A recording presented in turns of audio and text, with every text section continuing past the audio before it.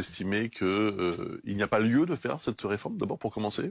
En effet, mais d'ailleurs nous ne sommes pas les seuls à le dire. Beaucoup d'économistes, le corps lui-même indique que, au fond, les dépenses de retraite sont à moyen et long terme maîtrisées et il y a beaucoup de solutions. Je pourrais les évoquer, mais je voudrais caractériser d'abord le projet du gouvernement 64 ou 65 ans. C'est au fond le retour de la retraite pour les morts.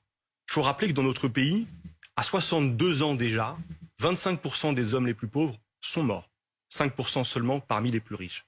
C'est donc une retraite, un projet de réforme des retraites qui est profondément injuste, qui va se faire au détriment de ceux qui ont les métiers les plus pénibles, qui s'usent au travail, qui subissent pour leur santé les conséquences de ce travail. Et c'est une réforme injuste parce qu'au fond, elle n'a qu'une justification, faire des économies, comme dit le gouvernement, des économies qui visent à compenser au fond les quantités de cadeaux fiscaux qui ont été faits aux plus riches et aux entreprises de ce pays. Vous vous rappelez qu'il y a quelques jours, quelques semaines, le gouvernement a supprimé une recette dans le budget de l'État, 8 milliards d'euros avec la suppression de la CVAE, un impôt sur les entreprises.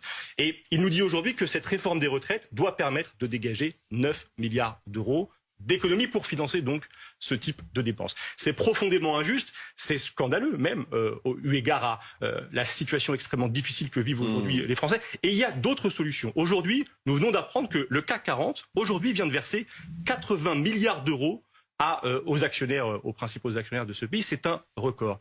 Eh bien, regardez, si nous taxions ces dividendes, le revenu des actionnaires, à hauteur de 12,5%, de ces 80 milliards d'euros, eh bien nous aurions là les ressources pour financer sur le très long terme un régime de retraite et garantir à tous un droit acquis.